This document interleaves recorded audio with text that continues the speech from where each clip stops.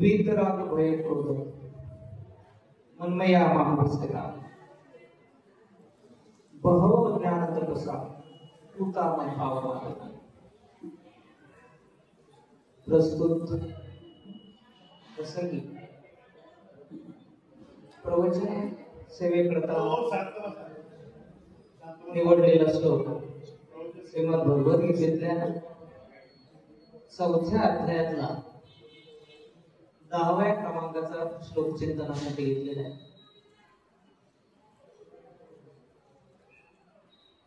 भगवंत या श्लोकामध्ये त्या व्यक्तीचं लक्षण सांगतात जी व्यक्ती माझ्याकडे येते, जी मला प्राप्त होते, त्याच्यामध्ये कुठली लक्षणं असतात, कुठले गुण असतात. वीतराग, ज्याच्या मनामध्ये कुठल्याही प्रकारची आसक्ती नाही, तो मला प्राप्त होतो. वीत भय, ज्याच्या अंतःकरणामधलं भय नष्ट होतं, तो माझ्याकडे येण्याच्या पात्रतेचा असतो. वीत क्रोध, ज्याच्या अंतःकरणातला क्रोध नाहीसा होतो, तो माझ्याकडे येण्याच्या पात्रतेचा असतो. त्यानंतर ज्याने तप केलेलं आहे आयुष्यात काहीतरी, ज्याने ज्ञान मिळवलेलं आहे, बहवो ज्ञान तपसा, आणि जो तपाने आणि ज्ञानाने पवित्र झालेला आहे, पूत म्हणजे पवित्र, पूता मदभाव मानना, तो माझ्याकडे येण्याच्या पात्रतेचा होतो. थोडा कमीच करा आवाज, जरा जास्ती खणक. हा या श्लोकाचा सरळ सरळ भावार्थ आहे. प्रवचन संपले. आज गवळी काकांचं प्रथम पुण्यस्मरण, खऱ्या अर्थाने विचार केला तर घरचा कार्यक्रम. त्यांचे असणारे जावई, मुली, मुलं, सुना, सगळे म्हणजे घरातले. आणि तसं पाहता औपचारिकता असते. कीर्तनकाराने कीर्तन चिंतनाला सुरुवात करण्यापूर्वी परिहार द्यावा. तसं या कार्यक्रमाचा परिहार देण्याची अशी आवश्यकता मी समजत नाही, कारण हा माझ्या घरातला कार्यक्रम, आपल्या सगळ्यांच्या घरातला कार्यक्रम. पण एक नियम म्हणतो आपण, आकृतीबंध म्हणतो, त्याप्रमाणे परिहार जर द्यायचा झाला तर 1 वर्षपूर्ती काकांना आपल्यातून जाऊन झालेले आहे आणि त्यांना आज त्यांचं तर्पण, श्राद्ध तर्पण आपण करत आहोत. त्या निमित्ताने त्यांचं स्मरण करत आहोत आणि त्या स्मरणाच्या निमित्ताने काही एक जीवनविषयक चिंतन करावं, काही एक विचार आपण आपला करावा, म्हणून खऱ्या अर्थाने हे आजचं प्रवचन आहे. व्याख्यान, कीर्तन, प्रवचन, प्रत्येक गोष्टीची एक ठराविक लक्षण असतात, मर्यादा असतात, वैशिष्ट्य असतात. मी गुरुपौर्णिमेच्या दिवशी इकडे सिडकोमध्ये गेलो होतो, तर उच्च भू लोक, शिकलेली वगैरे, भौतिक दृष्टीने समृद्ध मंडळी, ते म्हणते आम्हाला कीर्तन आणि प्रवचन यातला काय फरक आहे तेच माहित नाही.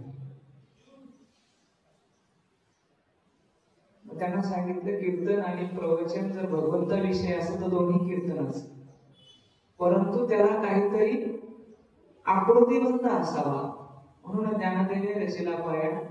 आपल्या संतांनी त्याला रचना करून दिली की सुरुवातीला रूपाचा अभंग होईल, पंचपदी होईल, सार होईल, कीर्तनकार येईल, अभंग होणे, परिहार नाही, त्याचं विवेचन करेल. शेवटी विठोबा रुक्मिणी ज्ञानेश्वर म्हणून हा एक 2 तासाचा फॉर्मॅट आहे. वास्तविक तितकंच म्हणजे कीर्तन आहे का? तुकोबांच्या चरित्रात आपण वाचतो की एकदा तुकोबांनी कीर्तनाला सुरुवात केली, डोळे बंद केले की रात्र उलटून झाले तरी कीर्तन सुरू. जिथे भगवंताच्या कीर्तीचं वर्णन करताना तुम्हाला घड्याळाकडे बघण्याची गरज वाटत नाही ते कीर्तन.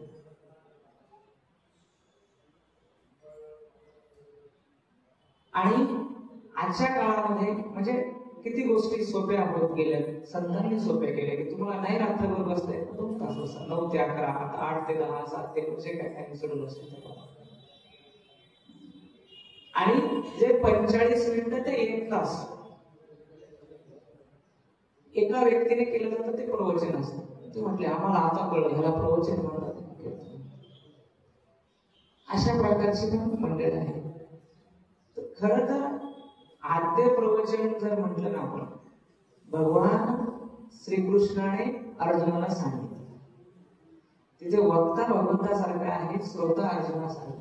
अगा परिसनयेच्या राया, ऐकणाऱ्या मधला तू सम्राट आहेस, हे भगवंताने अर्जुनाला दिलेलं सर्टिफिकेट.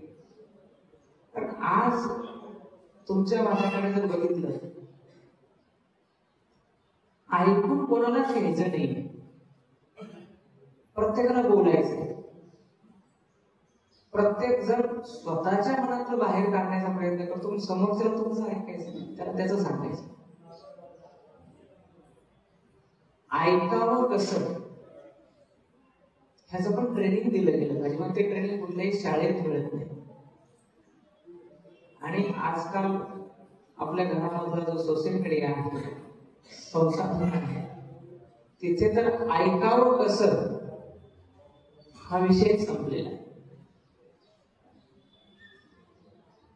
ऐकावं कसं हे अर्जुनाकडून शिकायचं. भगवद्गीता जर बघितली, ज्ञानेश्वरीतल्या जर ओळख बघितल्या, भ्रमर पराग नेती परी कमळगळे नेत. तो भुंगा कमळातला पराग काढून घेऊन जातो, पण त्या कमळाला माहित ना. तसं बोलणाऱ्याच्या बोलण्यातलं सत्व असं उचलावं, नकळत उचलावं, त्याला म्हणतात नाही. तो चंद्र असतो, चंद्राच्या किरणाने ते चकोराचे पिल्लं जेवत असतात, इतरांना कळत नाही. तसं ऐकताना असं ऐकावं जे चांगलं आहे ते ऐकावं, ज्याने पोट भरत ते. असा श्रवण करणाऱ्यांचा सम्राट अर्जुन, आला परिसनयाच्या राजा. आणि त्याला सांगणारा कोण आहे? वक्तुम अर्धाश्रेष्ठ, तुझ्यासारखा सांगणारा तूच आहे, सांगणारा भगवान आहे. आणि सांगितलंय कुठे? माईक ठेवलेला आहे, ओवी आठवली नाही तर बघण्यासाठी ग्रंथ ठेवलेला आहे, समोर लोक मस्त खुर्चीत बसले, अशा ठिकाणी सांगितलेलं आहे. एकमेकांचा जीव घेण्यासाठी लोक दोन्ही बाजूने उभे आहेत. धनुष्यबाण आहेत, वेगवेगळ्या प्रकारचे स्फोटक आहेत. आणि अशा युद्धाच्या कोलाहलामध्ये सांगितले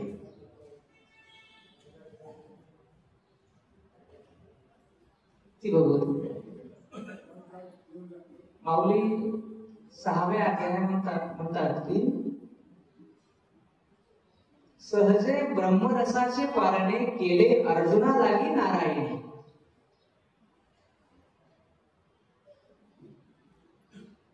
तिये प्रसंगी पाहुणे पात्र आम्ही.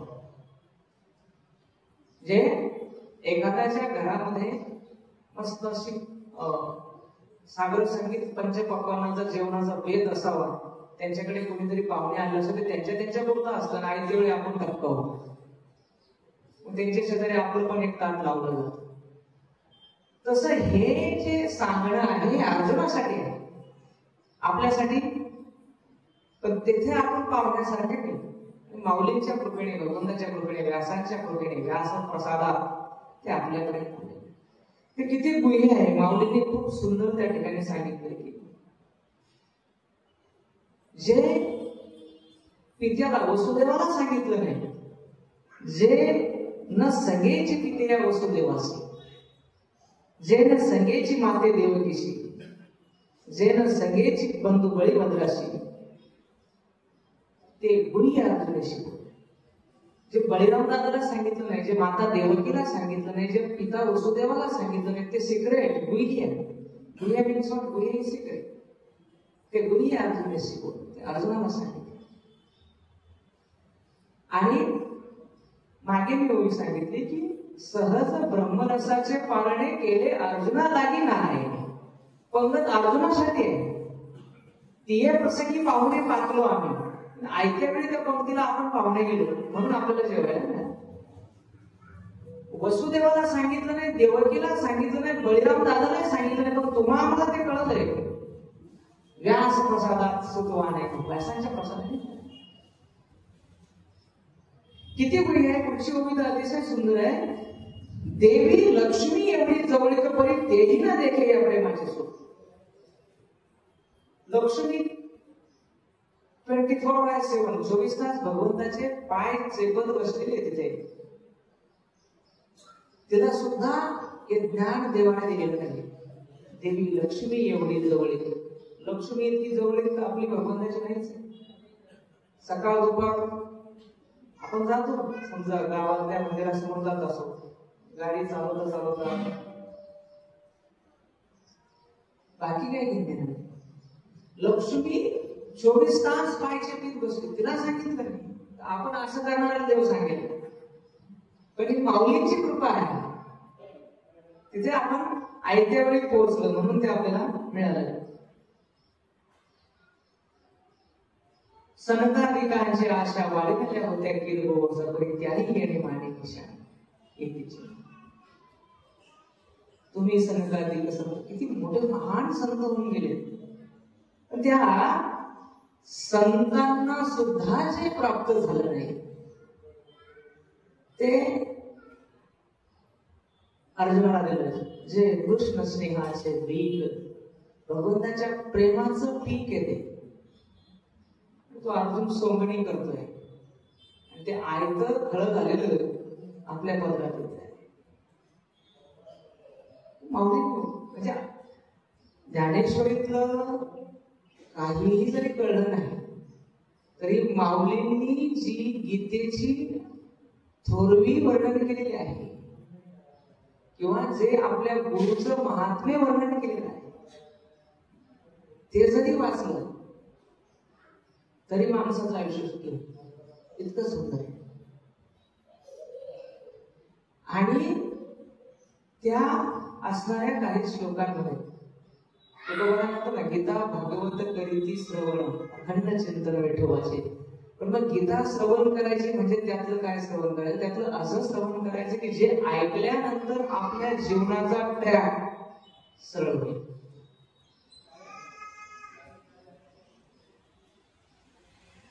गवळी काका आज आपल्यात नाही. आपण लहान मुलांना सांगतो ते देवाघरी गेले, बरोबर? तर देवाघरी गेलेत म्हणजे कुठे गेले? भगवंताकडे गेले. भगवंताकडे जायचं म्हणजे कुठल्या ट्रेनचं तिकीट काढावं लागतं.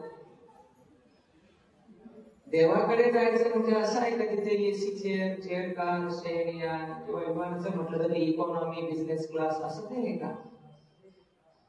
देवाकडे जायचं असेल, देवाच्या मांडीवर बसायचं असेल तर त्याचं तिकीट वेगळं आहे. वीत राग भय क्रोधा मनमया मावपासता.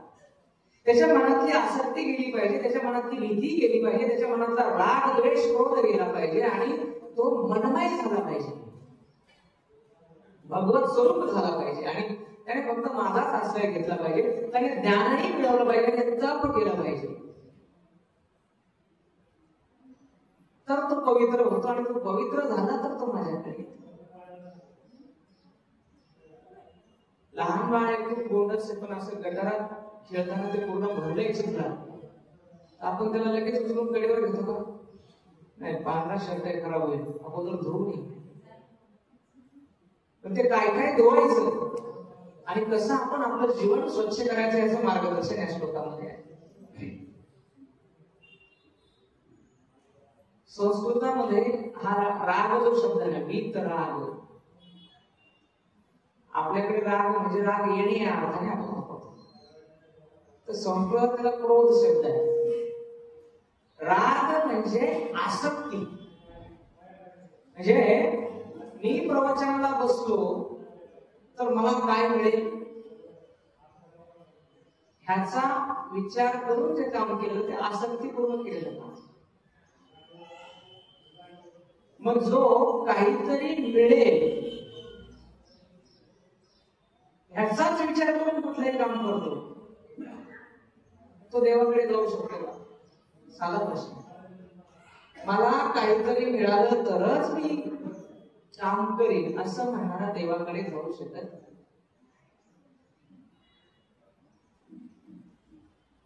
भाकरीसाठी तर सगळेच काम करतात. कोणी नोकरी करत असेल, कोणी व्यवसाय करत असेल, पण जीवनात असं एखादं काम करावं माणसाने की ज्या कामातून माझं पोट भरावं याची मला अपेक्षा नाही. मला 2 रुपये मिळावे याची मला अपेक्षा नाही. अपेक्षा रहित होऊन काम करणं याचं नाव आहे वितराग.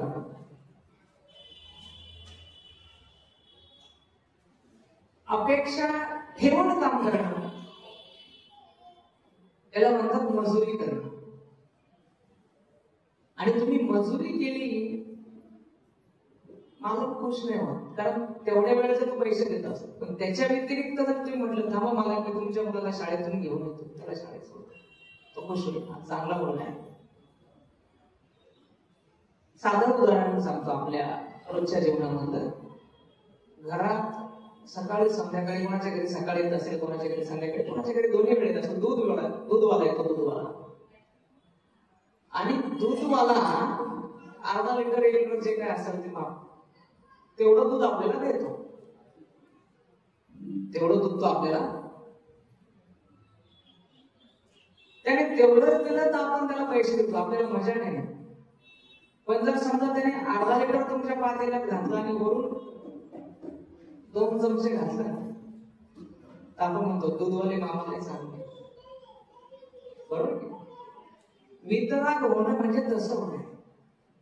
पोटासाठी तर सगळीच मनमन करतात, पण ज्या गोष्टीसाठी मला माझं पोट भरायचं नाहीये अशी पण एखादी गोष्ट पाहिजे की जी मला आयुष्यात करता आली पाहिजे.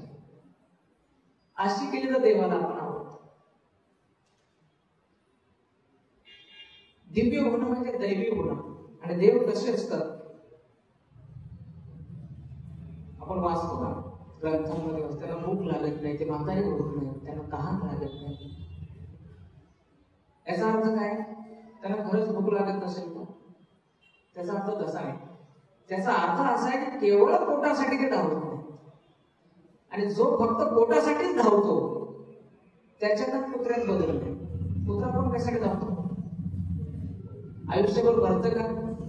मला असा एखादा कुत्रा दाखवा की तो शांतपणे चाललाय शेत पावलीकडे. कुठलाही कुत्रा तो धावतच चालतो. जर धावलेने पोट भरला असतं तर कुत्र्याचं भरलं असतं की. याचा अर्थ धावून पोट भरत आणि पोट भरण्यासाठी जो धावतो तो देवाला आवडतो. कसं सरळ वितरा आसक्ती सोडावी. मग आसक्ती कशातून निर्माण होती? 2 गोष्टी आहेत. एखादी गोष्ट मला पाहिजे, मला आवश्यक आहे असं वाटलं तर आसक्ती निर्माण होती. हा माईक मला पाहिजे, ही खुर्ची मला पाहिजे म्हणून आसक्ती. आणि कधी कधी ती गोष्ट गरजेची पण नसते, पण ती खूप सुंदर असते, दिसते छान घ्या, त्याच्यातून आसक्ती निर्माण होते.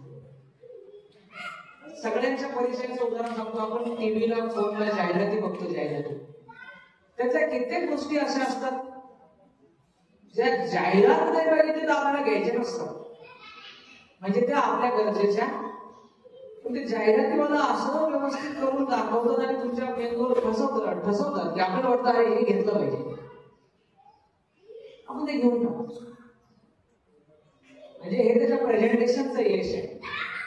आसक्ती कुठून निर्माण होतो? गरजेतून आसक्ती निर्माण होतो. पायात चप्पल नाही, चप्पल घ्यावी ही आवश्यकता आहे, पण अमुकच ब्रँडची पाहिजे, अशीच दिसणारी पाहिजे, एवढ्याच किमतीची पाहिजे, ही त्या वस्तूची आकर्षकता आहे. भाकर पाहिजे का? भूक लागली, आवश्यक, घेतली पाहिजे, इथपर्यंत ठीक आहे. पण मग कुठेतरी फिरायला जायचं.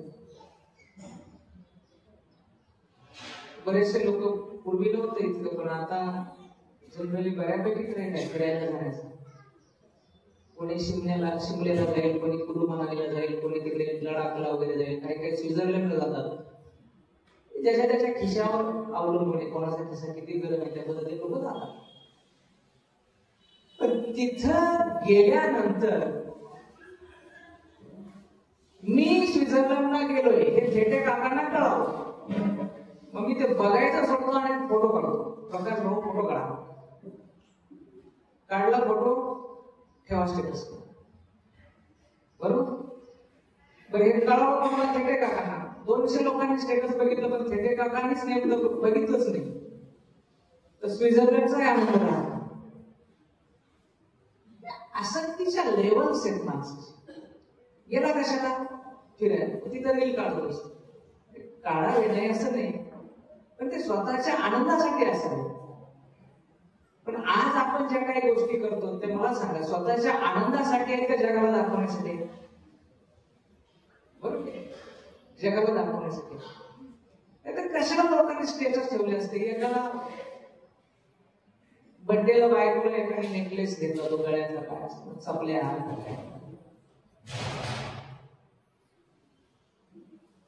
तिच्या भावाने आयफोन घेतला. मस्त बर्थडे वगैरे सेलिब्रेट झाला. संध्याकाळी झोपलो. 2-2:30 वाजता चोर आले.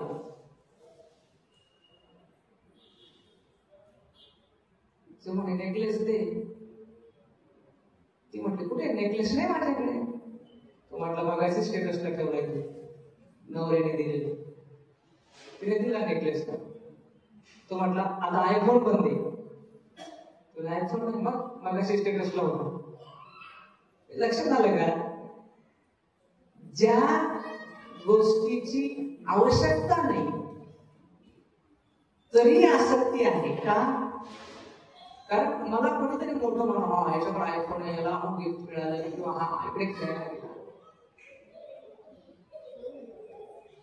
ह्या 2 गोष्टीतून आसक्ती आहे. एक आवश्यकतेतून एक आकर्षकतेतून. आता दुसरा मुद्दा असा आहे की एखादं सुंदर फुल म्हणजे सुंदर फुलाला सुंदर म्हणून आहे का? एखाद्या घरी छान जेवायला मिळालं मग ते जेवण जर छान असेल तर जेवणाचं कौतुक करू नये का? करावं ना. त्याची कदर केली पाहिजे. अप्रिशिएशन केलं पाहिजे. एखाद्याचा छान बंगला आहे तुझा बंगला छान आहे म्हणून आहे का? म्हणून इथपर्यंत नो प्रॉब्लेम. पण ज्यावेळेस मला असं वाटतं ना अरे हा बंगला माझा केव्हा होतो त्यासाठी मला किती चोऱ्या कराव्या लागतील किती पाप करावे लागतील ह्याचा प्रश्न नाही. हा माझा झाला पाहिजे. मग ह्याच्या घरामध्ये किती किमती फर्निचर पॉट पलंग असेल तर याला झोप येते. त्याच्या डोक्यात काय असतं तो माझा झाला पाहिजे. म्हणजे घराच्याच बाबतीत नाही प्रत्येक गोष्टीच्या बाबतीत. एखाद्याच्या खिशाला चांगलं पेन बघितलं तर आपल्याला वाटतं अरे हे पेन माझ्या खिशाला असलं पाहिजे. त्या चांगल्या पेनाला चांगलं म्हणण्यात प्रॉब्लेम नाहीये पण ते मला असलं पाहिजे ही भावना निर्माण झाली की मग प्रॉब्लेम तयार होतो. त्याला आसक्ती. आणि जर ही आसक्ती करायची असेल तर ज्ञान पिपासा तीर्थवा.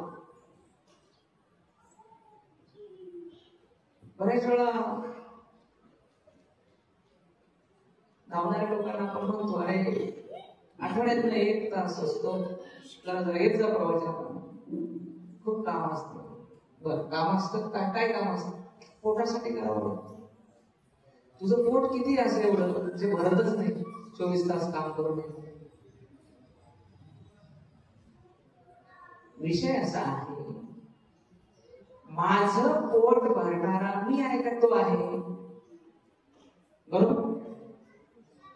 18 वर्षाची मुलगी लग्न होतं गरोदर होते. बाळाचा जन्म होईपर्यंत तिला दूध येत नाही. बाळ जन्माला आल्यावर दूध येतं का? खाण्यासाठी त्या बाळाच्या तोंडात दात नसतात. आपल्या तोंडात दात नसतात. जेव्हा दंत नथे तेव्हा दूध देतो. दात नसताना तो दूध देतो. दात आल्यानंतर त्याच्या अन्नाची व्यवस्था तो करतोस. जब दंत दिए सो अन्न न दे. त्याच्यावर भरोसा करतो का म्हणे घालून तयार करीत खोटं नाही. त्याने घालला भाडा. तुकोबारायांच्या गरिबीचं सगळ्यांनी वर्णन केलं. श्रीमंतीचं वर्णन कोणी केलं नाही. जगातली पहिली कर्जमाफी करणारे तुकोबाराय. तुम्ही 7 गाड्या कोणी 12 गाड्या म्हणतात, ते त्यांचे प्रॉपर्टीचे पेपर आहेत.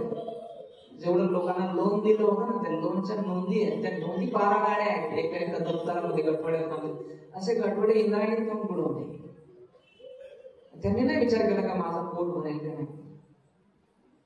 तुका म्हणे घालून तयारी भार वाहू हा संसार देवा. आणि जेव्हा त्याच्यावर आपण भार घालतो ना, तेव्हा आसक्ती जाते.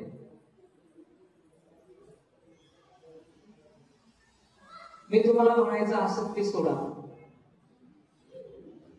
आणि माझ्याच मनात आसक्ती असेल, बरोबर की नाही? सुरुवातीलाच शब्द आज बोलायचंय सगळ्यांना, ऐकायचं कोण नसतं. त्यात ऐकणारा एखादा भेटेल, पण ऐकलं त्याचं चिंतन करणारा कोणी भेटेल.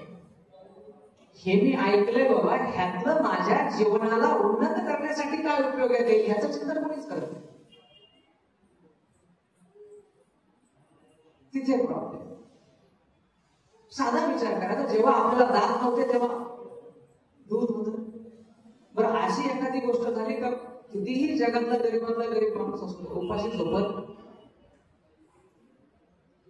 निजविते भोग्या पोटी तिले माये होणे आमची बहिणा नाही होत.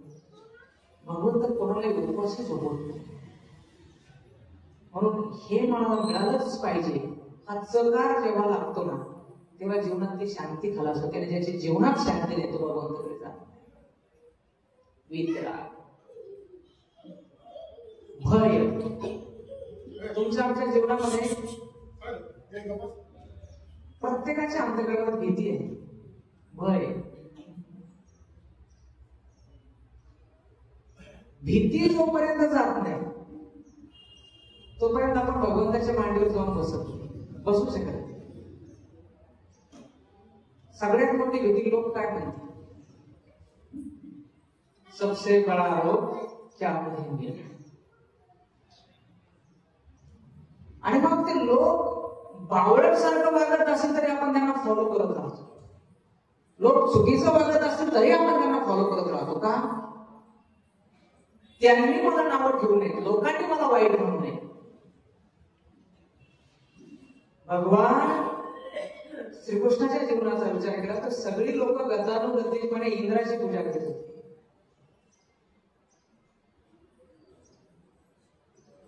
भगवंताने सांगितलं आपलं सगळ्यात मोठं धन काय? गोधन, गाई वासरं धन. आणि गाई ही वासरं ही जगतात कोणाच्या बळावर? गोवर्धन पर्वताच्या बळावर. मग पूजा कोणाची केली पाहिजे? गोवर्धनाची. फक्त गोकुळातली लोक वगळता सगळ्या लोकांनी त्यावेळेला कृष्णावर टीका केली. भगवंताने मार्ग सोडला. कारण ज्यांच्या अंतःकरणात भक्ती नसते, ज्यांच्या अंतःकरणात ज्ञान नसतं, ती लोक भक्तीच्या नावाखाली बावळट गोष्टी करीत असतात. अधर्मम धर्ममिती म्हणणे ते तमसावता असो. अधर्माला धर्म म्हणतात. जी गोष्ट करू नये ती करतात आणि हा धर्म आहे, ही भक्ती असं म्हणतात. आणि त्यांना वाईट वाटेल पण आपण तर त्यांच्यासाठी बोलतो. आपल्याकडे हा धर्म नाही, ही भक्ती नाही, हे ज्ञान नाही, हे कर्म नाही, तरी आपण त्यांना फॉलो करतो. का? भीती आहे की आपले हे गेलो. आणि जोपर्यंत माणूस लोकाश्रित असतो तोपर्यंत भीती असते. पूजनीय दादा एक उदाहरण खूप गोड सांगतात की नेपोलियन युद्ध जिंकल्यानंतर त्याचा सत्कार करण्यासाठी गावकरी येतात. नेपोलियन त्याच्या चिंतनाच्या खोलीमध्ये चिंतन करीत बसलेला असतो आणि तो शेवट घेतो आणि सांगतो की तुमचा सत्कार करायला मंडळी आली, चला बाहेर. नेपोलियन म्हटलं त्यांना, सांग मी येत नाही. कारण जे आज माझा सत्कार करण्यासाठी आले उद्या हेच लोक सैन फेकतील.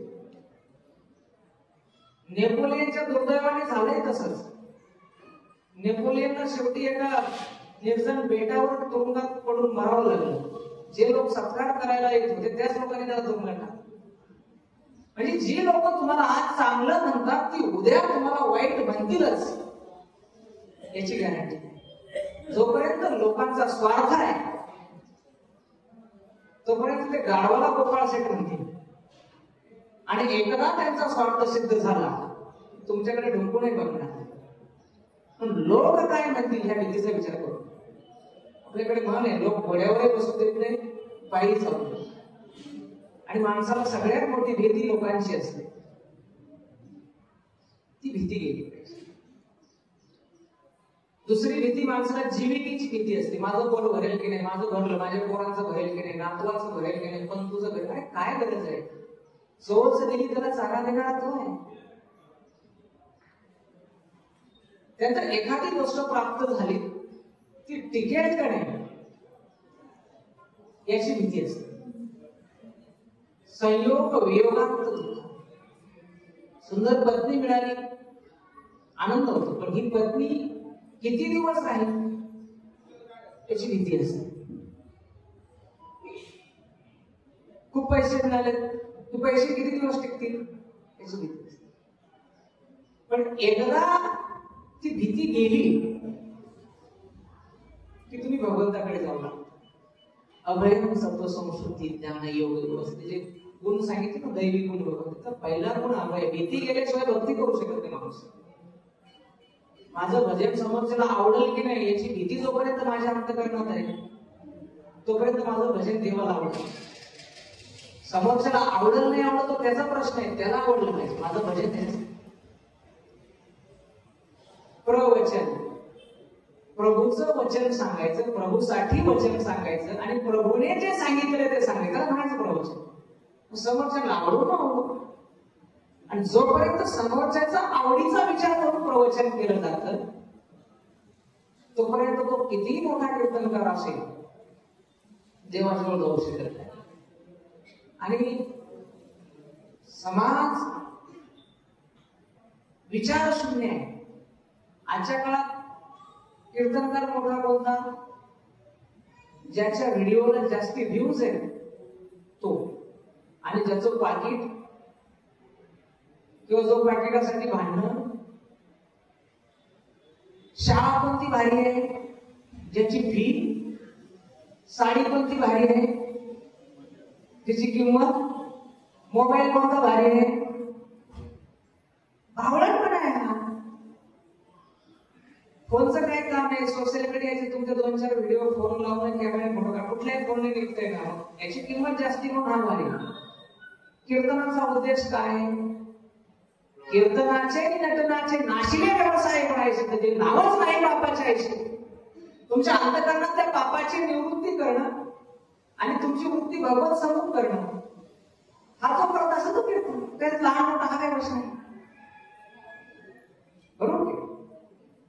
अशा प्रकारचे गूढ आणि रूढ संकेत लोकांच्या डोक्यात असल्यामुळे भीती असते. उद्या मी कीर्तन केलं, प्रवचन केलं, समोरच्याला हसले नाही, त्यांनी पाकिट कमी दिलं तर मग हा त्याचा विचार करत नाही, त्यांचा विचार. प्रत्येकाला भीती. आणि जोपर्यंत अंतःकरणात भीती आहे तोपर्यंत तुम्ही किती मोठं लेबल लावून खेळा, तुम्ही भगवंताकडे जाऊ शकत नाही. भरी गेलं पाहिजे, भीती गेली पाहिजे. तुमच्या आमच्या सांसारिक जीवनामध्ये बऱ्याच वेळा, म्हणजे 80% वेळा प्रत्यक्ष भीती नसते, काल्पनिक भीती असते. भीतीचे 2 प्रकार, एक प्रत्यक्ष भीती, एक काल्पनिक भीती. प्रत्यक्ष भीती म्हणजे समोर घडलं ते, पण प्रत्यक्ष भीतीचा असा आहे की प्रत्यक्ष जेव्हा अंगावर संकट येतं ना तेवढं भगवंत पाठीमागे उभा राहतो. कुठून पळ येतं माहित नाही, पण माणूस बरोबर. मी कुठलं पुस्तक वाचलं तरी आठवत नाही मला त्याचं नाव, पण एकाचा मोठा अपघात होतो, 50 किलो पण वजन होतं, अशी महिला असते आणि ती गाडी त्यांच्या अंगावर पडते. त्यांना वाटतं आता आपण गेलो, पण तेवढ्यात तिचं जर छोटं बाळ असतं 3 महिन्याचा, रडण्याचा आवाज होतो. ते रडल्याबरोबर ती अशी दोन्ही हाताने गाडी उचलते आणि ती फेकून देते. गाडी उचलल्यानंतर ते बाळ मोकळं होतं, खेळायला लागतं. नंतर तिला स्वतःच्या ताकदीने उडताही येत नाही. जेव्हा ते पत्रकार पेपरवाले बातमी आताशी घेत नाही, विचारायला लागले की तुम्हाला उठता येत नाही, गाडी कोणी उचलली? ती म्हणजे मीच फेकली. ही शक्ती आली कुठून? भगवंत ज्यावेळेला समजा ज्यावेळेस प्रत्यक्ष संकट उभा राहतो ना, त्यावेळेस तो उभा राहतो आणि ते संकट दूर करतो. एखाद्या भगिनीचा तारुण्यामध्ये पती वारला आणि 2-4 मुलांची जबाबदारी अंगावर आली, सगळ्या जगाला वाटतं हिचं कसं होईल, पण ती बिचारी कष्ट करेल, पण तिची मुलांना घडवते, उभे करते, ती मुलं यशस्वी पण होतात. हा इतिहास. म्हणजे प्रत्यक्ष संकट आलं तर भगवंत उभा राहतो. पण कल्पनेच्या संकटाला कल्पनेतच असतं. समजा एखादा डॉक्टर आहे, आता डॉक्टरला कोणता रोग, कोणत्या लक्षणं, कुठल्या रोगाची कुठली लक्षणं असतात, कशाने कुठला रोग होतो हे सगळं माहित असतं. समजा सकाळी उठल्यानंतर त्या डॉक्टरला खोकला, तो काय म्हणेल, आपल्याला टीबी झाला. समजा चुकून उकून त्या खोकल्यात थोडस लाल रंग पडला, आता तो पक्काच टीबी झाला, खोकल्यातनं रक्त आलं. तपासणी केली का, टीबी आहे, फायनल झालं का? पण पहिली कल्पना काय येते, म्हणजे जगातल्या प्रत्येक डॉक्टरचा हाच प्रॉब्लेम आहे. त्याला सगळ्या रोगांची लक्षणं माहित असल्यामुळे त्याला असं वाटतं की हा रोग आपल्याला झालाय का काय. हे कल्पनेतली भीती आहे. कल्पनेतली भीती खरी नसते, पण सगळ्यात जास्त लोक त्याला घाबरतात. कल्पनेतली भीती प्रत्यक्षात कधी येत नाही, पण ती कल्पना करून करूनच त्याचा बीपी वाढतो, त्याला शुगर होते, त्याच्या गोळ्या वाढतात, त्याचं टेन्शन वाढतं, त्याला तणाव असं होईल, तसं होतच नसतं. आणि जोपर्यंत आपण आपल्या भीतीसोबत लढतो तोपर्यंत भगवंताचा विचार कधी करतो. त्याच्यामुळे ही भीती गेली पाहिजे. आणि ही भीती जर जायची असेल तर आपण कोण, तत्सम कोण उदाहरण, याचं वास्तविक ज्ञान होणं गरजेचं आहे. आपण कोण आहोत, भगवंताने खूप सुंदर करून ठेवलेलं आहे. माणूस येताना मोकळाच येतो, माणूस येतानाही काही घेऊन येत नाही आणि जातानाही त्याला रिक्त हस्ताने जावं लागतं. इव्हन कमरेचा करदोरा पण तो कापून घेतला. किती भारी भारी विचार केला तर आणलं काहीच नाही, न्यायचं काहीच नाही, मग जमा कशाला करायचं? आणि माणसाला भीती मोठ्या मोठी कुठली, जे जमा केले ते टिकल की नाही, बरं मी टिकवीन, माझे पोरं टिकवतील की नाही, काय संबंध आहे? तो येताना मोकळा होता, जाताना मोकळा जाणार आहेस, टेन्शन घेतोच कसलं? ही भीती गेली तर आपण भगवंताच्या जवळ जाऊ शकतो. वीतराग वीत भय. त्यानंतर वीत क्रोध. क्रोधाला मराठी भाषेमध्ये राग म्हणतात. सुरुवातीला जो राग सांगितला तो आसक्ती म्हणजे राग आहे. आता क्रोध गेला पाहिजे. तुम्ही आम्ही असं म्हणजे सामान्य माणसं आहोत आपण, असं काही साधू महात्मा नाही की रागच येणार नाही आपल्याला. आता क्रोध या अर्थाने राग शब्द वापरतोय, म्हणजे आता ही मागं बडबड करतात, मला राग येणारच, बरोबर की नाही? मागे बडबड केली तर मला राग. तुम्ही आम्ही सामान्य माणसं, याला क्रोध नाही म्हणा, तात्कालिक रिॲक्शन आहे, तात्कालिक प्रतिभाव आहे. पण तोच राग धरून जर मी 1 तास इथे बोलत राहिलो आणि तोच राग घेऊन मी घरी गेलो, तो क्रोध आहे. आणि त्या रागातून काहीतरी कुती निघली का बसा, हा क्रोध आहे. आणि जोपर्यंत अंतःकरणात क्रोध आहे तोपर्यंत तुम्ही भक्त असू शकत नाही. आमच्या गल्लीला पाहतो आम्ही, महादेवावर पाणी घालायला अशी लाईन लागते, लाईन बायकांची लाईन लागते, नंबर लागत नाही बायच्या, हा लोटाभर, हा लोटाभर जल सब समस्या कालाचं काही म्हणतात. आणि जाताना आणि येताना त्यांच्या बोलण्यामध्ये एका अक्षराने महादेव असतो. हिची टिंगल, तिची टवाळी नाही झालं तर ह्याची स्टेटस, त्याचं स्टेटस, अरे पण तुझं स्टेटस काय आहे?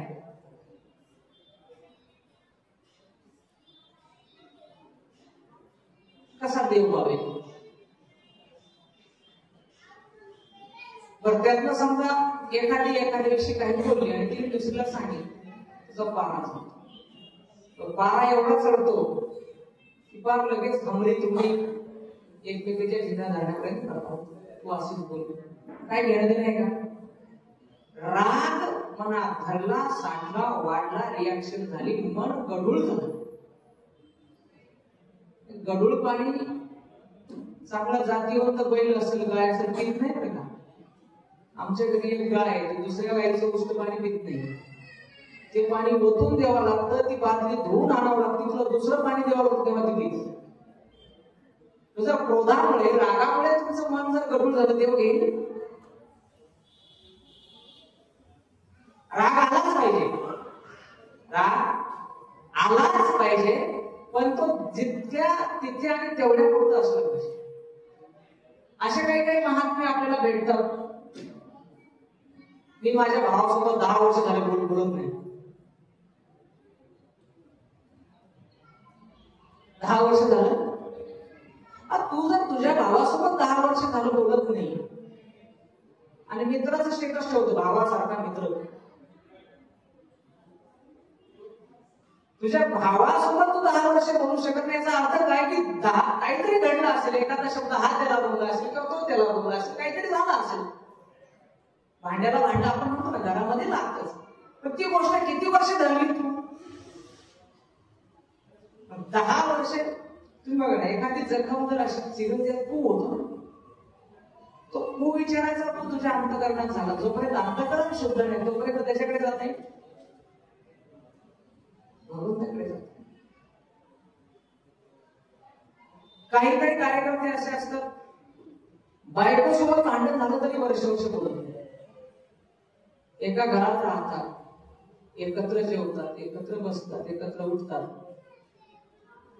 पण एकमेकांचे संभाषण नाही.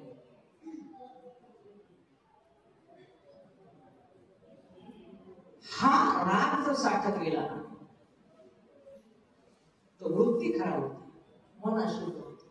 आणि मन एकदा अशुद्ध झालं की आपण भगवंताकडे थोडं शेजारी जायचे नाही विचारा. संत पण जवळ करतो, क्रोध गेला पाहिजे. राग येणं वाईट नाही, आलाच पाहिजे. मित्राचा येतो, नवऱ्याला बायकोचा येतो, भावाला भावाचा येतो, आई वडील कोणाचा येतो, येऊ शकतो, माणसं आहेत आपण, आलाही पाहिजे. पण रागाचं कारण थांबल्यानंतर तो थांबला पाहिजे. तेच ओझं डोक्यावर घेऊन गेलं.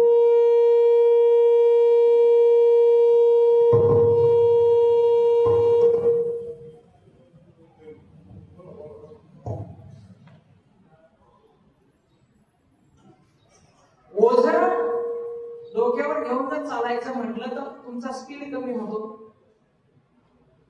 आणि तुम्हाला दम लागतो.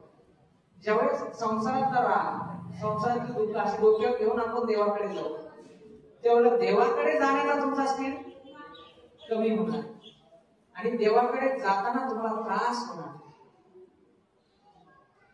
1 तास प्रवचन ऐकायला नाही जमणार, 2 तास कीर्तन ऐकायला नाही जमणार, 5 मिनिटं हरिपाठ वाचायला नाही, 2 मिनिटं ज्ञानेश्वरीच्या ओव्या वाचायला, 1 मिनिटं मोबाईल मध्ये एखादं ऍप्लिकेशन घेऊन गीतेचे 2 श्लोक वाचायला नाही. का? आपल्या डोक्यावर विनाकामाचं खूप ओझ आहे.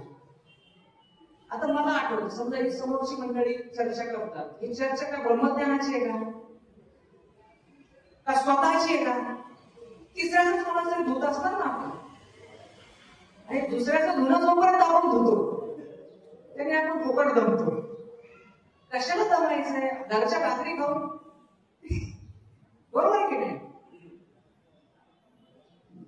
आणि ह्याच्यातनं जे बर्डन येतं त्याने माणूस थकून जातो आणि थकलेला भागलेला देवाच्या दरबारात रुजतो. फ्रेश पाहिजे माणूस. फ्रेश राहायचं असं रोज सोडून द्या. वीत भय, वीत राग, वीत क्रोध, आणि हे सगळं सोडलं तर आपण भगवंतमय होऊ शकतो. मनमया सततम कीर्तयन्तो माम, किंवा 12व्या अध्यायामध्ये खूप 36 गुण भगवंताच्या लादवेष्टा सर्व होताना तर करुणे 16व्या अध्यायामध्ये सांगितलंय अभयम सत्व संस्कृती, किंवा दुसऱ्या अध्यायामध्ये सांगितलंय म्हणजे आधी गेला कामान सर्वांवर तुम्हाला खूप मोठा आहे.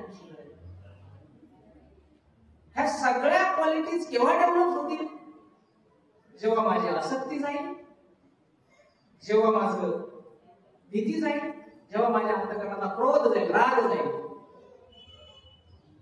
तेव्हा मी भगवतमय होऊ शकतो. ग्लासामध्ये दूध भरायचंय, दूध बरोबर, तर तो रिकामा पाहिजे. त्याच्यात अगोदरच माती आहे किंवा अगोदरच पाणी भरलं, वरून दूध टाकता येणार, आणि जरी टाकलं ते खाण्यासारखं राहील का? तसं आपल्याला अंतःकरणामध्ये भगवंत भरायचं, भगवंतमय व्हायचंय, पण आपल्या अंतःकरणामध्ये एवढी खिचडी आपण अगोदर करून ठेवली. कोणाच्या विषयीचा राग आहे, कोणाच्या विषयीचा द्वेष आहे, कोणाच्या विषयीची ईर्ष्या आहे, कोणाच्या विषयीची निंदा नाराजगी, टिंगल टवाळी सगळं आपण भरून ठेवलेलं मध्ये. आणि हे जोपर्यंत आपण बाहेर काढत नाही तोपर्यंत ते भगवंत आहे, तोपर्यंत मनमय होत. आणि जो मनमय होत नाही तो चिन्मय होऊ शकत. जो चिन्मय होऊ शकत नाही तो मरणमय राहतो, मातीत येतो, मातीत जातो. कारण तुमचं आमचं जीवन अत्यंत क्षणिक आहे. माखी पाक पाखडे तो हे सगळे आपण म्हणतो. काल सकाळी माझ्यासोबत मॉर्निंग वॉकला होता, आज संध्याकाळी गेला, स्टँडवर फोटो बघितले, बोलणार हे कधी गेले. क्षणिक आहे, तरी आपल्याला अभिमान खूप मोठा असतो. अभिमान गेला तर राग येणार. राग काय येतो? मी एवढा मोठा अधिकारी, मोठा प्रवचनकार, हे लोक बडबड करतात म्हणजे काय? मी एवढा मोठा आहे, पोरं शिकवले, मोठी केली, यांना नोकरी लावला आणि पोरं माझा ऐकत नाही म्हणजे काय? किंवा अमुक तालुक्याने माझं वाटोळ केलं. तुमचं वाटोळ कोणी दुसरा करीतच नसतो. सुखस्य दुःखस्य नकोपी दाता परो दादा किती बुद्धी रेषा. दुसरा मला दुःख देतो ना ती दुर्बुद्धी आहे. तुम्हाला तुमचं सुख, तुमचं दुःख हे तुमच्या मनात नाही येत असतं. दुसरा नाचायचं तसं नाचेल, तू कसं काय स्वतः ठरव ना. आणि जेव्हा आपण आपल्या जगण्याचं सूत्र आपल्या हातात घेतो तेव्हा आपण भगवंत बनतो.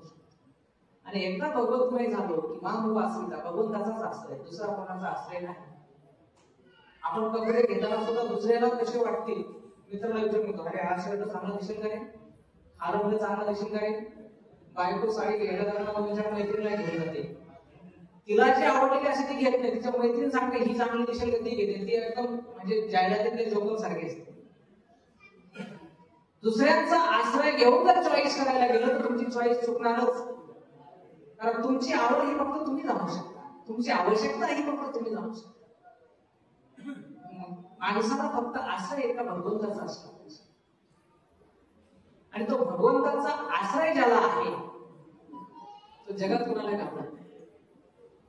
तो भगवंताचा आश्रय ना, आम्ही सदैव सुरक्षित जवळ येतात काळ धरली, काळाला सुद्धा आमच्या जवळ यायची भीती वाटते असे तो. कारण त्याचा गॉड फादर असा कोणीतरी लुंग्या सुन्या नाही, त्याचा गॉड फादर तो आहे. आणि तो फक्त तिथेच नाही, तो इथे सर्व तुमच्यात आहे, माझ्यात आहे, माझ्या आतमध्ये पण. म्हणजे असं नाही ना की तो वर राहिला मग माझ्यापर्यंत पोहोचायला त्याला वेळ असतो. तो माझ्या अंतःकरणात, माझ्या प्रत्येक कर्माचा साक्षी, माझ्या बोलण्याचा साक्षी, माझ्या वाक्याचा साक्षी नव्हे, माझ्या अंतःकरणाचे विचार चालतात त्या विचारांचा सुद्धा तो साक्षी आहे. मी काय बोलतोय हे भगवानला कळतंय, पण मी काय विचार करतोय हे भगवानला कळत नाही, आतल्या भगवानला कळतंय.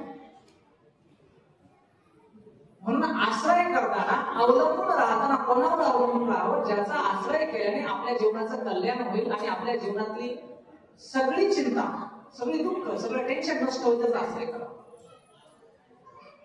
आपण आश्रय करताना कुठल्या तरी पुढाऱ्याचा आश्रय करतो, आमदार आहे, खासदार आहे, मंत्री आहे किंवा अजून कोणीतरी जास्ती पैशावाला आहे, तर दुसऱ्याची शक्ती आपल्या कामाला येत नसते.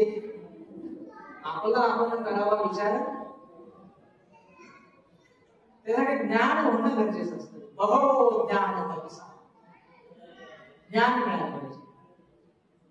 ज्ञान म्हणजे कुठलं ज्ञान? अध्यात्म ज्ञान नित्यत्व.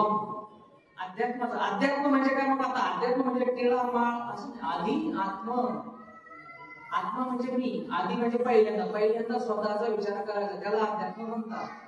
स्वतःचा विचार करायचा म्हणजे काय? एवढी मोठी प्रॉपर्टी जमा करून ठेवली, याच्यात येणार काय सोबत कर्म. मग कर्म कशी केली पाहिजे? सत्कर्म. सत्कर्म आपण करावी, सत्कर्म दुसऱ्याला करायला प्रवृत्त करावं आणि सत्कर्माला मदत करावी. तेच घेऊन जाणार, दुसरे याला अध्यात्म म्हणतात. आणि हेच ज्ञान, इति ज्ञान इति प्रोक्तम अज्ञान केलं तो नेता, ह्याला ज्ञान म्हणायचं. अगोदर सगळं अज्ञान, अज्ञानामध्ये बोलू नका. हे सगळं झालं तर तुम्ही तपाच्या पात्रतेचे श्रेणी आहे. एक एक पायरी चढत जायचं. ज्ञान झालं तर तप करेल ना. ज्यावेळेस मला कळतंय की मला काही सोबत द्यायचं नाही, सिकंदराने जग जिंकलं, ठेवून गेला.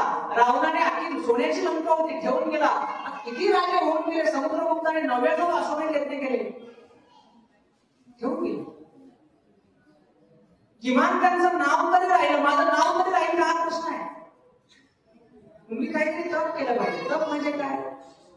तो अजून खूप मोठा विषय. यम नियम, अहिंसा, सत्य असते, ब्रह्मचर्य, अपरिग्रह हा यम आहे. जीवनामध्ये अहिंसा असली पाहिजे, जीवनात सत्य असलं पाहिजे, अस्थिर असलं पाहिजे, अपरिग्रह असला पाहिजे आणि ब्रह्मचर्य असलं पाहिजे. नियम शौच, संतोष, तप, स्वाध्याय, ईश्वर प्रणिधान. माझ्या जीवनाला पावित्र्य असलं पाहिजे, माझ्या अंतःकरणात समाधान असलं पाहिजे. शौच, संतोष, तप. माझ्या जीवनात काहीतरी तप असलं पाहिजे, मी स्वाध्याय केला पाहिजे आणि मी ईश्वराला शरण केलं पाहिजे. ईश्वर, कारण जोपर्यंत तुम्ही स्वाध्याय करत नाही तोपर्यंत ईश्वराला शरण कसं जावं हे कळणार. आणि जोपर्यंत त्याला शरण जात नाही तोपर्यंत तो मांडी घेणारच नाही. बरोबर? बाळ तिकडनं धावत येते असं जोपर्यंत आईला कळत तोपर्यंत ती पळत जाऊन त्याला उचलून घेत नाही. ते त्याचं गाडी खेळतंय म्हटलं आई म्हणते खेळू दे, तोपर्यंत मी भांडे कसं. तसं आहे. जोपर्यंत आपण त्याच्याकडे जात नाही तोपर्यंत तो आम्हाला उचलून घेत नाही. पण जाण्यासाठी स्वाध्याय पाहिजे. स्वाध्याय म्हणजे काय? थोडा प्रश्न. तर जे जे काही जीवनाला उन्नत करणारं तत्वज्ञान आहे त्याचा अभ्यास करणं म्हणजे स्वाध्याय. पुन्हा प्रश्न आहे, आम्ही शिकलेलो नाहीये, आम्हाला संस्कृत कळत नाही, आम्हाला ज्ञान नाही, आम्ही कसा स्वाध्याय करायचा? बरोबर आहे. तर त्यालाही उत्तर आहे, ठीक आहे तुम्हाला येत नाही पण ज्याला कळतं, जो सांगतो असा विद्वान आहे, त्याच्या मांडीजवळ जाऊन बसा. त्याच्याकडे नाही. तुमचा आमचा प्रॉब्लेम आहे, मला कळत नाही आणि तुम्ही सांगताय ते मला ऐकायचं नाही, आपलंच गडगाणं करायचं. कळत नाही इथपर्यंत ओके आहे, पण जोपर्यंत मला कळतही नाही आणि तुमचं ऐकायचं नाही इथे प्रॉब्लेम आहे. आणि जोपर्यंत स्वाध्याय घडत नाही तोपर्यंत ईश्वर प्रणिधान कळत नाही, तोपर्यंत तप घडत नाही, तोपर्यंत पावित्र्य येत नाही. आणि तुमच्या आमच्या कर्म धर्म संयोगाने पूजनीय दादाजींचं प्रवचन इथे दर बुधवारी 7 वाजता असतं. आणि ही संपूर्ण परिवार, राजूभाऊ असतील, रविभाऊ असतील, त्यांचा संपूर्ण परिवार हे पूर्णपणे स्वाध्यायी आहे. म्हणजे खऱ्या अर्थाने या श्लोकामध्ये जे चिंतन मांडलेलं आहे त्या पद्धतीने जगण्याचा प्रयत्न केला. आणि आपण तसं जगण्याचा प्रयत्न केला तर पूत म्हणजे पवित्र. कुठली तरी अमोमयांची साबण लावून कपडे धुतले म्हणून माणूस स्वच्छ होता असं, त्याला किती गंगेमध्ये बुडवा म्हणून तो स्वच्छ होता असं. त्याचे कपडे भले ब्रँडेड असतील, कपडे भले पांढरे स्वच्छ असतील, पण सगळ्यात जास्त मन कसं आहे याच्यावर ठरतो तो किती पापी किती मिळालेला आहे. आणि मन में चक्र तो कटोटी भी गंगा. मन चांगलं असेल तर इथे गंगा आहे, मन पवित्र नसेल तर गंगेत जाऊन पापी तो. मन धुवायचं असेल, खूप सुंदर सांगितलं सुभाषितकारांनी, मल निर्मोचन तुमचा जलस्नान देणे. अंगावरचा मळ जर घालवायचा असेल तर रोज तुम्हाला पाण्याने आंघोळ केली पाहिजे. पण मनातला मळ घालायचा असं तर काय? समृद्धगीतांबशी स्नान संसार मल निर्मोचन. मनाचा मळ घालायचा असेल तर भगवद्गीतेच्या पाण्याने आंघोळ केली पाहिजे. आणि ती आंघोळ स्वाध्यायामध्ये घडते. कारण घरी करण्याइतकी आपली बुद्धी तिथे करा. 168 तास असतात आठवड्यात, 1 तास 167 तास पळा स्वतःसाठी, पोटासाठी, घरासाठी, कुटुंबासाठी, बायकासाठी, पोरासाठी, काय करायचं ते 1 तास स्वतःसाठी द्या. तर ते आपला अंतरात्मा शुद्धी होईल, आपली वृत्ती शुद्धी होईल, आपलं चित्त शुद्ध होईल. आणि एकदा शुद्धी आली पुता भाव मागत. तर तो माझ्याकडे येण्याचा अधिकारी होईल. वितराग भय क्रोधा मन्मया मामका सत्ता बहव ज्ञान तपसा होता मधभाव मागत. अवलीने खूप सुंदर सांगितलं. परापरणाश होती ती जे कामना शून्य होती, दुसरा नाहीच आहे.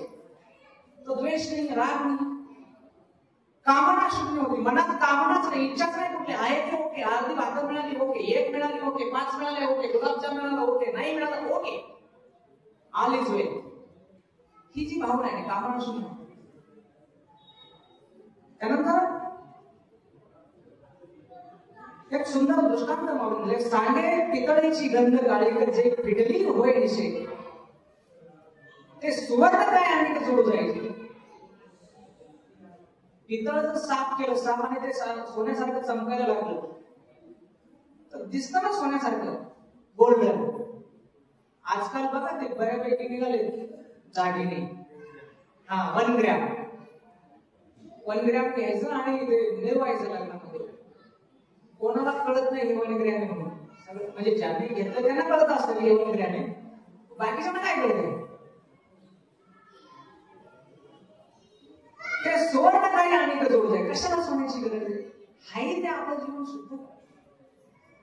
म्हणून खूप सुंदर आपण सांगितले तैसे यम नियमी कडसिले. जे मी 5 यम आणि 5 नियम पतंजलीने योग दर्शनामध्ये सांगितले, त्या यम नियमांचं दैनंदिन जीवनामध्ये पालन व्हायला पाहिजे. वाणीने हिंसा होऊ नये, वाणीने पाप होऊ नये, खोटं बोलू नये, अपरिग्रह बिनकामाच्या गोष्टीचा संग्रह करू नये. एक गोष्ट लागते तेवढीच घ्या. काय करायचं, 10 लाख सोबे तुमच्या घरात असावे, 10 लाख गाड्या दारासमोर कशाला पाहिजे. चालवायला एकच माणूस आहे. एक आज काढली तर दुसरी 8 दिवस नाही नंबर येतो. तरी नवीन ब्रँड आला का घ्यावाच वाटतो. मोबाईल घरात जर थोडंफार मोबाईल असेल तरी 6 महिन्याला मोबाईल बदल जातो. जोपर्यंत हे चालू आहे तोपर्यंत भगवंताकडे आपण जाऊ शकतो. ब्रह्मचर्य म्हणजे भगवंताला अपेक्षित असं आचरण करायचं. ब्रह्मचर्य म्हणजे बायका कोणी सोडून द्यायचं असं, उलट बायकोला घेऊन स्वाध्याय करायचं ते ब्रह्मचर्य. सगळ्यांना घेऊन भगवंताचं काम करायचं ते ब्रह्मचर्य. तर आपलं पाप धुत जाईल. कारण तुमच्या आता काय कोणी एखादा मला असंही म्हणेल की आम्ही तर काहीच पाप करत नाही, पण तसं नसतं. जगामध्ये अनेक गोष्टी अशा असतात की जिथे आपला डायरेक्ट संबंध नसतो, इनडायरेक्टली आपला संबंध असतो. मगाशी मी दूधवाल्याचं उदाहरण दिलं. दूधवाल्याने मापाच्या वरून 2 थेंब टाकले का आपल्याला वाटतं हा ओके भारी, दूधवाला मामा चांगला. पण समजा त्या दूधवाल्याने गाईने जास्ती दूध द्यावं म्हणून तिचं वासरू मारून टाकलं आणि त्या वासराच्या कातडीमध्ये भुसा भरला आणि ते वासराच्या वाटेचं दूध तो काढतोय मला देतोय. ते पाप कोणाचं? दूधवाल्याचं आहे, पण ते दूध खाणारे आपलं पण आहे. इनडायरेक्ट पाप. जीवनामध्ये डायरेक्ट इनडायरेक्ट असे खूप पाप आपल्याकडनं होत असतात. संध्याकाळी रात्रीच्या गाडी चालवतो, बेडूक गाडी घालायला आपलं दिसत नाही, नव्हतं पाप होतच नाही. म्हणून जे आपण त्रिकाल संधी म्हणतो, विहितम अविहितम वा सर्व वेद करचरण उत्तम वा कायजन कर्मजन. माझ्या हाताने, पायाने, डोळ्याने, मनाने ज्याने काही सगळी पाप केली असतील त्याला माफ करत. पण अशी काही पाप आहेत की जी माझ्या नकळत होतात. समोरचा माझ्या जवळ एखाद्याची निंदा करतोय, तर ज्याची निंदा करतोय त्याची माझी ओळख नाही, पण त्याच्या निंदेला मी होकार तर देतोय, ऐकून तर घेतोय. इनडायरेक्ट पाप घडतं की नाही? ते पाप तू देवा माझं दूर का. म्हणून त्रिकाल संधीमध्ये आपण तो श्लोक म्हणतो. आणि जेव्हा अशा प्रकारचं जीवन होतं तेव्हा पुढचा आनंद भाव मागायचा. तेव्हा ते मी ते चिते ओढले ते माझ्यासोबत मला प्राप्त होतं, मला येऊन मिळतात. आणि तुम्ही आणि प्रवचन का ऐकायचं, कीर्तन का ऐकायचं, त्याला काहीतरी कारण असलं पाहिजे. विनाकारण तर मी माझ्या जीवनातला 1 तास दिला नाही, तुम्ही तुमच्या जीवनातला 1 तास दिला नाही. बरं काका काय इथे बसून ऐकत नाही. 1 वर्ष झालं ते 14-15 गरुडपुराणाच्या नुसार बघितला, मग त्या लेवलला ते आहे. मग हे कोणासाठी आहे? तुमच्या माझ्यासाठी. कृष्ण हरी गोविंद या नामाचे निखळ छंद वरी आत्मचर्चा विशद करीत. तुम्ही कृष्ण विष्णू हरी गोविंद नका म्हणून नो प्रॉब्लेम, पण आत्मचर्चा स्वतःविषयीचं चिंतन झालं पाहिजे की मी आलोय 40 वर्षात झालोय, 45 वर्षात झालोय, अजून किती वर्ष लागणार आहे, या 40 वर्षात काय केलं आणि पुढे काय करणार आहे, जेणेकरून ठीक आहे ज्यांच्यासाठी तुम्ही करता ते पोरं लेकी सुना मुली भावकी तुमचं नाव घेणारच नाही आहे, त्याने नाव घ्यावं असं काहीतरी केलं पाहिजे ना. म्हणून कीर्तन ऐकायचं असतं, म्हणून प्रवचन ऐकायचं असतं. हसण्यासाठी हास्यकथा कॉमेडीची कॉमेडी एक्सप्रेस भरपूर आहे, पण मी आतापर्यंत कसं जगलो आणि इथून पुढे मला कसं जगायचं आणि माझ्या जीवनाला अर्थ कसा प्राप्त करण्यासाठी ऐकायचं असतं. आणि म्हणून इथे जर तुम्ही ते ऐकलं असेल तर या 4-5 गोष्टी घेऊन जाईल. आसक्ती सोडा, भीती सोडा, भीती सोडल्यानंतर क्रोध सोडा, मनमय म्हणजे प्रबंध मिळवा, ज्ञान मिळवा, तप करा आणि पावित्र्य मिळवा. 7 गोष्टी सप्तपदी. लग्नात असतं ना 7 फेरे, 7 फेरे घातल्याशिवाय लग्न लागत नाही. तसं हे 7 स्टेप ओलांडून गेल्याशिवाय भगवंताच्या दरबारात आपल्याला जाता येत. त्या कसं जाता येईल त्याचं जर चिंतन घडलं तर आजचं हे एका तासाचं चिंतन सार्थक झालं असं मानता येईल. पुन्हा एकदा गवळी काकांना मनपूर्वक श्रद्धांजली अर्पण करतो आणि त्या ठिकाणी झालेली चिंतन सेवा माऊलींच्या चरणी अर्पण करतो. आणि तत्पूर्वी आपण सर्वांना एक विनंती करतो की ज्या 7 स्टेप सांगितल्यात भगवंताने त्या 7 स्टेप्स आजपासून जीवनात आणण्याचा विचार करा, प्रयत्न करा. त्यासाठी रोज 1 श्लोक, 1 ओवी, 1 अभंग जसं मिळेल तसं, जसं जमेल तसं पुस्तकात वाचा, फोनमध्ये वाचा, कुठे वाचा, युट्यूबला ऐका, क्लास लावा, काय जे असेल ते करा. पण जे आपल्या जीवनाला सुंदर करणारं तत्वज्ञान आहे ना ते अंतःकरणामध्ये रुजवण्याचा प्रयत्न करा. बाकीचा कचरा बाहेर काढण्याचा प्रयत्न करा. जे काही चुकलं असेल ते माझं मला परत करा. आणि या ठिकाणी आपल्या सर्वांच्या आभार मानतो की इतक्या सुंदरपणे तुम्ही शांतपणे ऐकून घेतलं, छानपणे लक्षपूर्वक ऐकलं आणि गवळी परिवाराने या ठिकाणी मला बसण्याची संधी दिली, बोलायची संधी दिली, आभार मानतो आणि झालेली सेवा भगवंताच्या चरणी अर्पण करतो. कुंडली गौरव विठ्ठल श्री ज्ञानदेव तुकाराम.